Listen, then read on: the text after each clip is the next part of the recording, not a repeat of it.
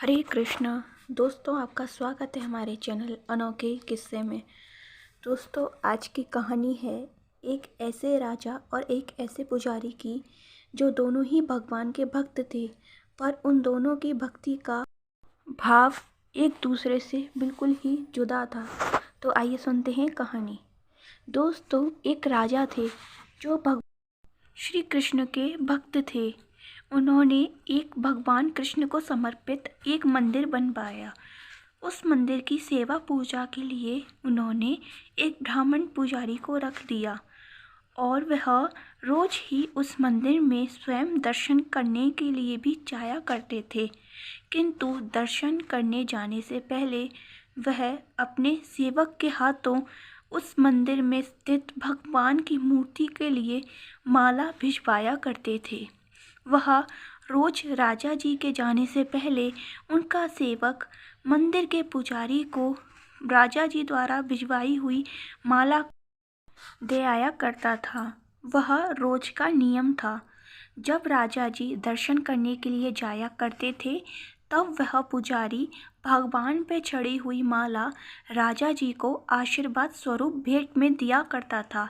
अर्थात वह माला भगवान की मूर्ति से उतार कर राजा के गले में डाल दिया करता था। वह रोज का ही नियम था। एक बार राजा किसी कारणवश भगवान के दर्शन करने नहीं जा सके, तो उन्होंने अपने सेवक के हाथों माला भिजवा दी और संदेशा कहलवा दिया कि आज राजा जी दर्शन करने नहीं आएंगे। ऐसा ही हुआ। सेवक गया और उसने मंदिर के पुजारी को वह माला दे दी और कहा कि राजा जी आज दर्शन करने नहीं आएंगे। किंतु कुछ समय बाद ही राजा का मन बदल गया। वह दर्शन करने की इच्छा प्रकट करने लगा। राजा ने सोचा, मुझे बरसों हो गए मैं भगवान के दर्शन किए बिना अपने दिन की शुरुआत नहीं करता हूँ, तो आज भी मैं दर्शन करने अवश्य जाऊँगा। किंतु उस दिन पुजारी के मन में कुछ लालच सा आ गया। उसने सोचा कि मैं इतने सालों से भगवान की पूजा कर रहा हूँ, भगवान को रोज ही राजा द्वारा भेंट की गई माला पहनाता हूँ, क्यों ना इस माला को आज मैं पहनूं। मेरा भी बहुत मन करता है कि इस माला को मैं अपने गले में धारण करूं। उसके इसी लालच ने उसे विवश कर दिया कि उसने भगवान को वह माला ना पहनाकर स्वयं पहन ली। किंतु उसे यह पता नहीं था कि राजा जी दर्शन करने आने वाले हैं। जैसे ही राजा जी मंदिर तक पहुँचे, तो उनके सेवक ने आवाज़ लगाई कि राजा जी दर्शन करने आ रहे हैं। इतना सुनते ही पुजारी भौचक्का रह गया। उसके पैरों के नीचे से जमीन खिसक गई। उसे कुछ समझ नहीं आया कि अब वो क्या करे। तो उसने तुरंत ही वह माला अपने गले से निकालकर भगवान की मूर्ति को पहना दी। और जैसे ही राजा जी दर्शन करने के लिए मंदिर में पधारे, तो तुरंत ही वह माला भगवान की मूर्ति के गले से उतारकर राजा को भेंट कर दी। किंतु राजा जी मन में कुछ शंका लिए हुए थे। उन्हें पता नहीं आभास हो गया था कि यह माला आज भगवान ने नहीं पहनी है, यह माला आज पुजारी ने पहनी है। इसकी पड़ताल करने के लिए राजा ने उस माला को ढंग से देखना चाहा। जैसे ही राजा ने वह माला देखी अच्छे से, तो उन्हें उस माला में एक सफ़ेद बाल मिला। तो राजा ने पुजारी से पूछा कि माला में सफ़ेद बाल कहाँ से आया। तब पुजारी ने कहा कि ठाकुर जी के जो बाल हैं वह सफ़ेद हो चुके हैं, इस वजह से इस माला में सफ़ेद बाल है। तो राजा जी ने कहा, तो ठीक है, इसकी पड़ताल के लिए मैं भगवान के सफ़ेद बाल देखने के लिए कल स्वयं भगवान के श्रृंगार के समय आऊँगा। तब आप मुझे भगवान की मूर्ति के सफ़ेद बाल दिखाना।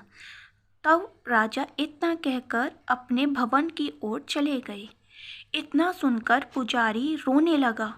उन्होंने भगवान से प्रार्थना की कि हे भगवान, मैंने आज लालच बस जो कर्म कर डाला है, जो आपकी माला मैंने आपको ना पहनाकर स्वयं पहन ली है, उसके लिए आप मुझे माफ़ कर दें, किंतु मुझे राजा के मृत्यु दंड से बचा लें। यदि राजा को आपकी मूर्ति में सफ़ेद बाल नहीं दिखे तो वह मुझे अवश्य ही मृत्यु दंड दे देंगे।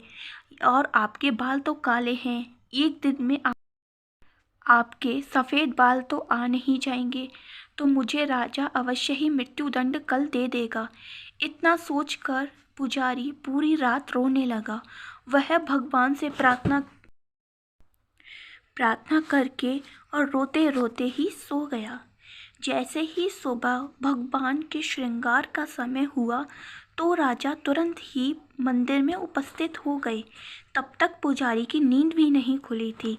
राजा ने स्वयं आकर भगवान का श्रृंगार करना चाहा और देखना चाहा कि भगवान के सफ़ेद बाल हैं या काले। जैसे ही उसने भगवान के श्रृंगार के लिए भगवान के वस्त्र उतारे और भगवान के केश देखने चाहे तो उसे भगवान के बाल सफ़ेद दिखे। तो राजा जी ने सोचा कि पुजारी ने शायद अपने दंड से बचने के लिए भगवान के बाल सफ़ेद कर दिए हैं। उसने भगवान के बाल को खींच कर देखना चाहा। जैसे ही राजा ने भगवान के बाल खींचे तो भगवान के सिर से रक्त की धार बहने लगी। वह बहुत चक्का रह गया। तुरंत ही तब पुजारी की भी आंखें खुल गई। उसने भी वह नज़ारा देखा तो वह भी अचंभित रह गया। तब राजा ने पुजारी से पूछा कि ऐसा कैसे संभव हो सकता है कि भगवान की मूर्ति में से रक्त की धार बहने लगे। तब पुजारी ने कहा कि वो तो भगवान है, वह कोई मूर्ति नहीं है। मूर्ति होती तो उसके रक्त की धार नहीं निकलती, वह तो साक्षात भगवान है। क्योंकि पुजारी को भगवान की मूर्ति में भगवान साक्षात दिखाई देते थे और राजा को भगवान की मूर्ति केवल एक मूर्ति ही स्वरूप दिखाई देती थी, तो दोनों ही की भक्ति में इतना अंतर था। इसी अंतर ने भगवान को विवश कर दिया कि पुजारी की रक्षा उन्होंने राजा से की। तभी मूर्ति में से आवाज़ आई कि यह पुजारी मुझे मूर्ति नहीं समझता है, वह मुझे साक्षात स्वरूप में ही मेरे दर्शन किया करता है। इसलिए मैंने तुम्हारे दंड से उसे बचाने के लिए अपने बाल सफ़ेद कर लिए। क्योंकि तुम मुझे केवल एक मूर्ति स्वरूप जानकर ही मेरे दर्शन करने आया करते थे, इसलिए तुम्हारे लिए मैं मूर्ति ही स्वरूप में था। इतना सुनकर राजा भगवान के चरणों पर गिर पड़े और उनसे क्षमा याचना करने लगे और पुजारी से भी उन्होंने क्षमा याचना करी। तो दोस्तों, इस कहानी से हमें यह प्रेरणा मिलती है कि मंदिर में बैठे हुए भगवान केवल एक मूर्ति स्वरूप ही नहीं, वह साक्षात स्वरूप होते हैं। तो दोस्तों, आपको आज की यह सत्य घटना कैसी लगी, हमें कमेंट कर कर अवश्य बताएं। साथ ही इस कहानी को आप अधिक से अधिक शेयर कर पुण्य कमाएं। हमसे जुड़े रहने के लिए हमारे चैनल को सब्सक्राइब करें तथा एक लाइक अवश्य करें। धन्यवाद।